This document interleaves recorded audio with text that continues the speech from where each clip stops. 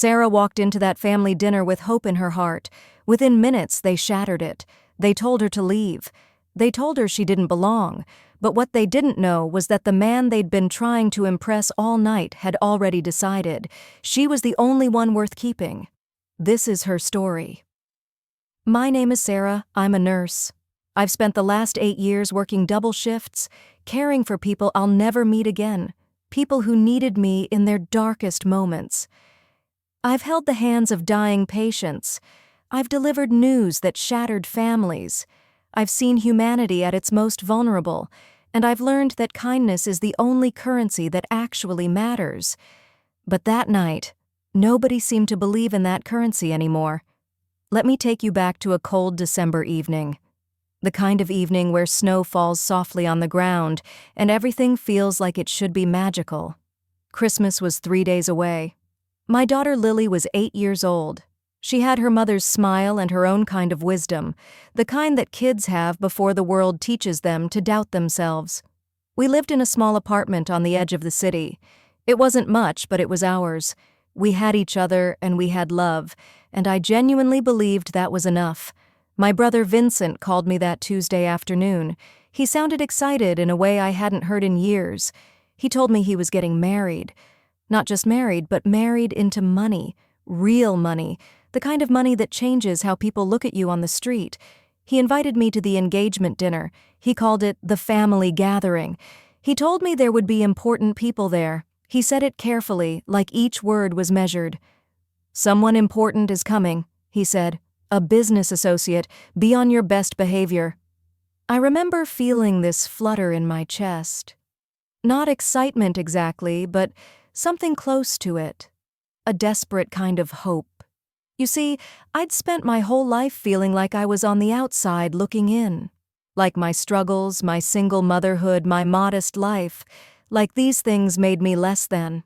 And here was Vincent, my younger brother, offering me a chance to be part of something bigger, to be part of the family, to finally belong somewhere. That night, I sat with Lily on her bed. I held up 2 dresses, one she'd worn to school a few times, one that I'd been saving for a special occasion. "We're going to a fancy dinner," I told her. "A very fancy dinner." She looked at me with those big, curious eyes and asked, "Will they like us, Mommy?" I remember my heart breaking a little at that question, because I'd been so careful not to pass my own insecurities on to her. But somehow she felt it anyway. Kids always do. "Of course they will, baby," I told her. "We're kind. We're good people. That's what matters." I said it with such conviction. I genuinely believed it then. I wish I could go back and warn myself about what was coming. The next evening we drove to the estate, because that's what it was, an estate, not a house, an estate.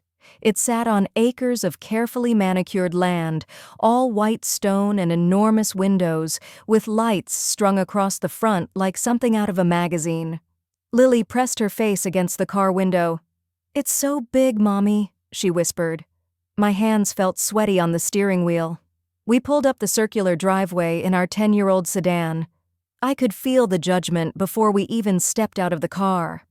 A valet looked at it like it was something that had wandered onto the property by mistake. I'd spent an hour that morning curling Lily's hair, making sure her dress was perfect, checking my own appearance in the mirror until my eyes felt tired. I wanted to be worthy of this place.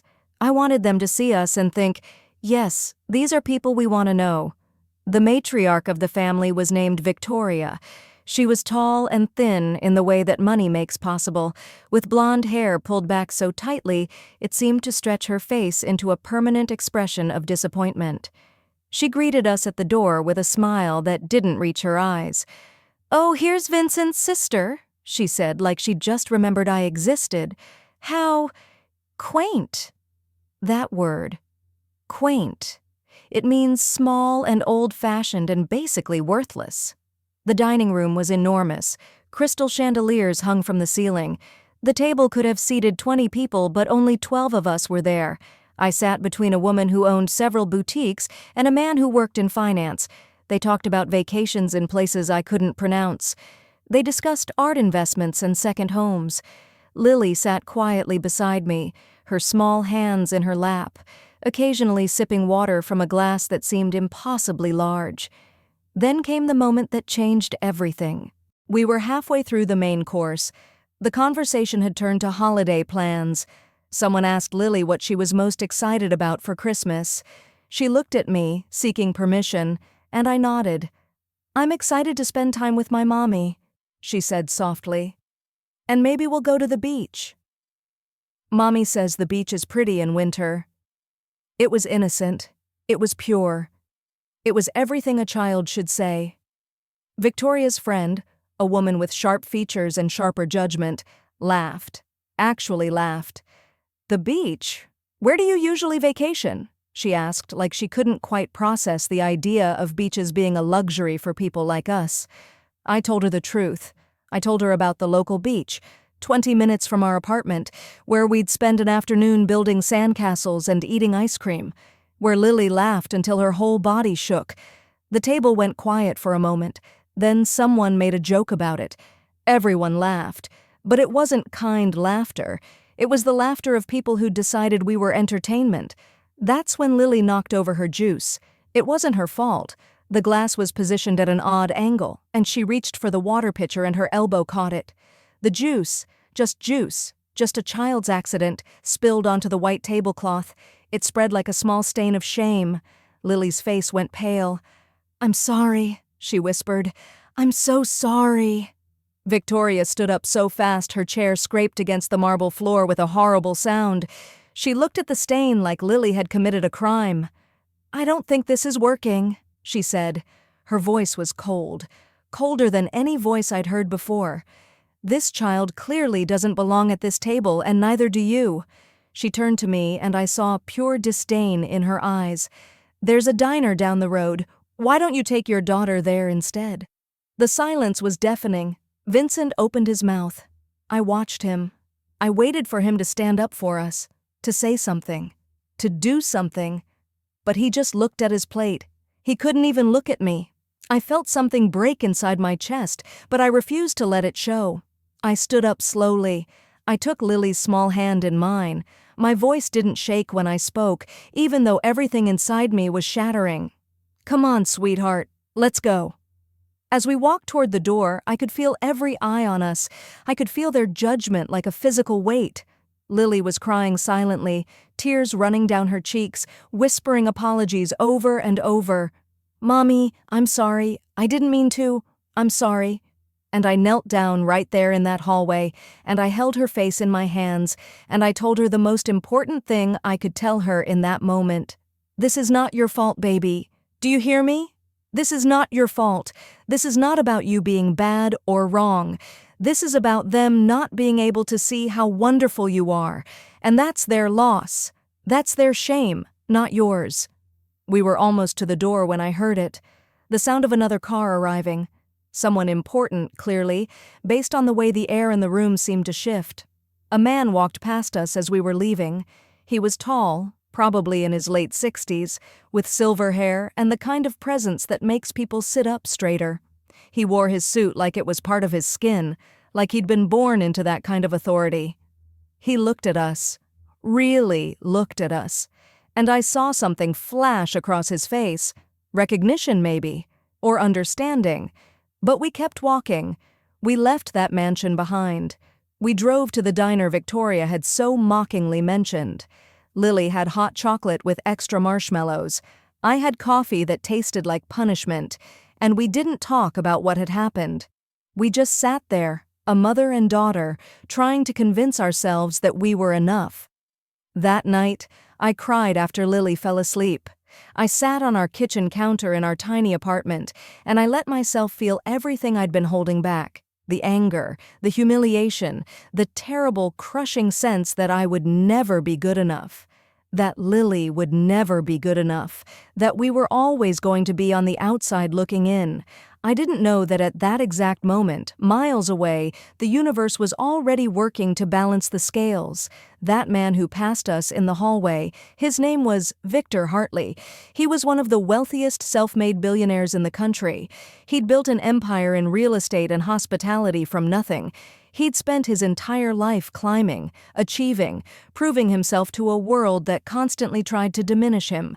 He understood rejection in a way that most people never would. He pulled Vincent aside within minutes of arriving at that dinner.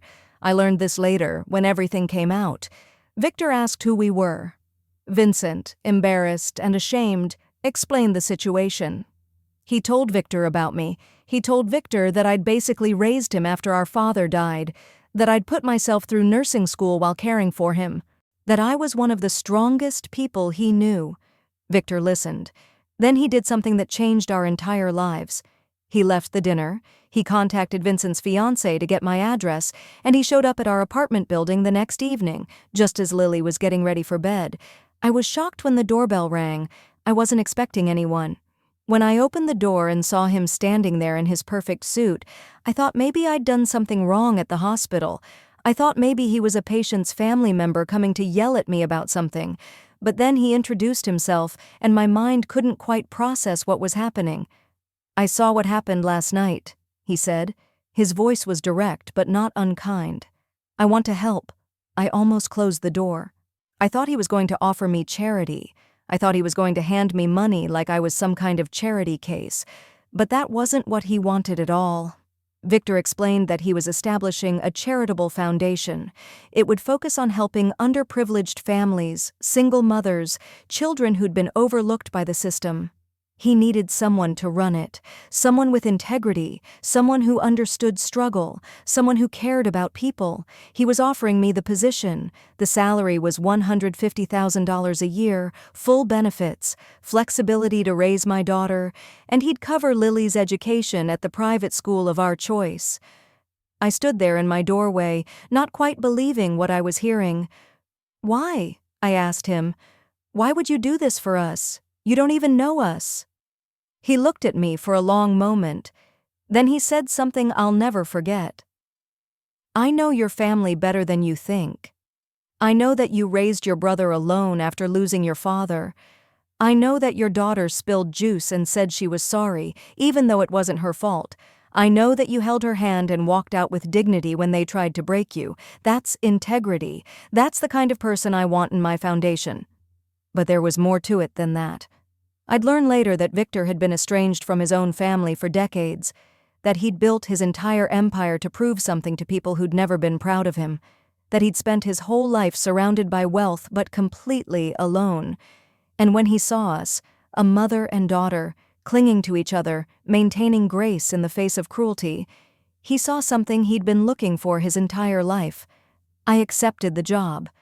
Not because I needed charity, but because it was a real position with real purpose. And slowly, over weeks and months, something shifted.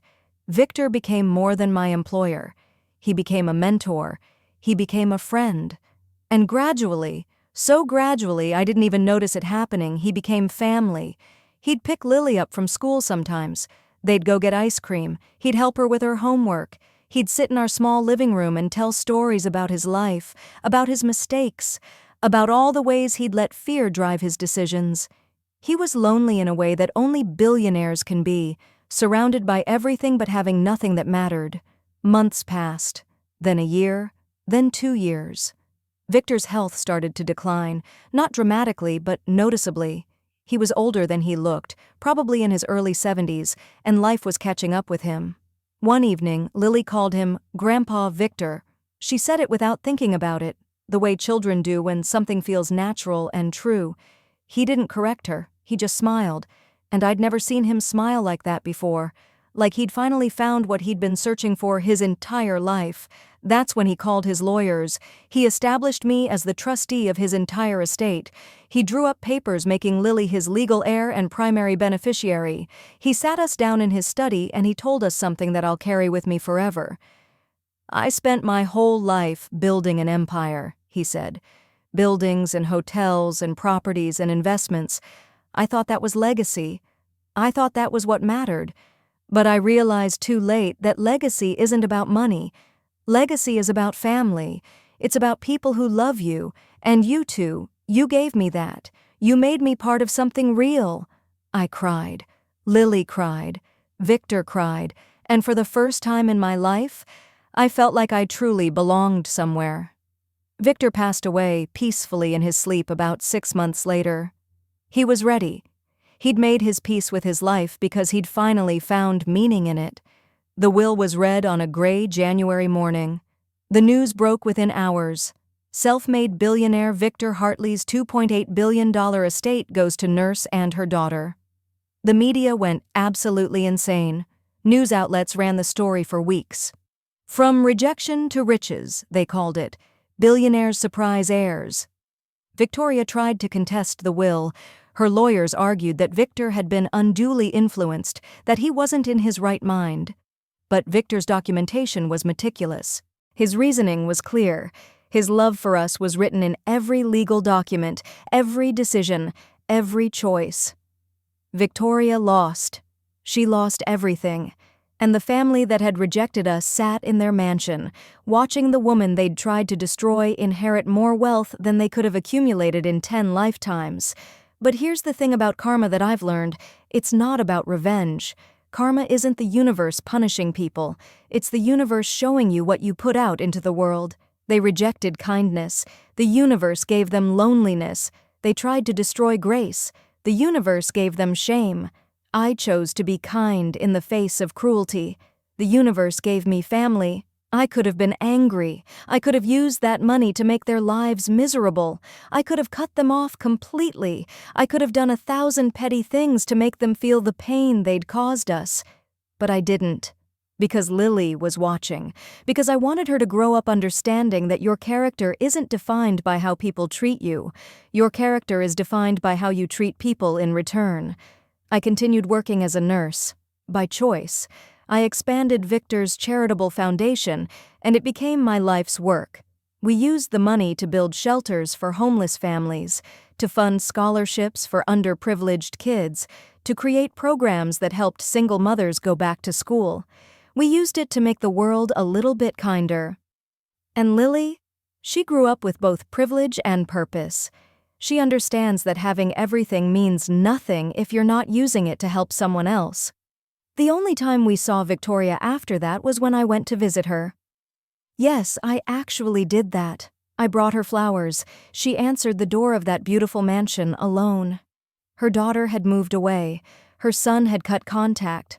The servants had all left. She was surrounded by everything and completely alone. I didn't say, "I told you so." I didn't say anything cruel.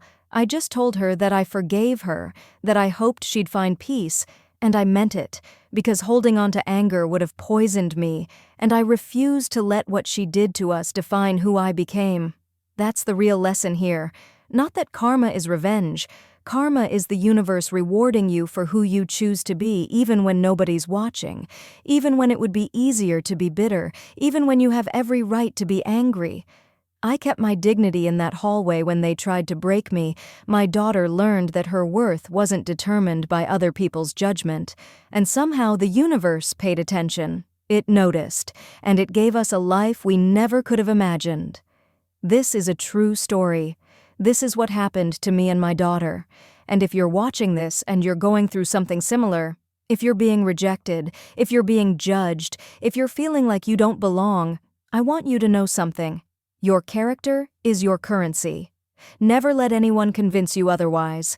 And if you believe in karma, if you believe in second chances, if you believe that good things happen to good people, then please like this video, subscribe to this channel, share this story with someone who needs to hear it right now. Comment below and tell me, have you ever experienced a moment where kindness came back to you in the most unexpected way? I read every single comment, and I want to hear your stories. Thank you for letting me share mine. Remember, the universe is always watching, and it always rewards those who deserve it.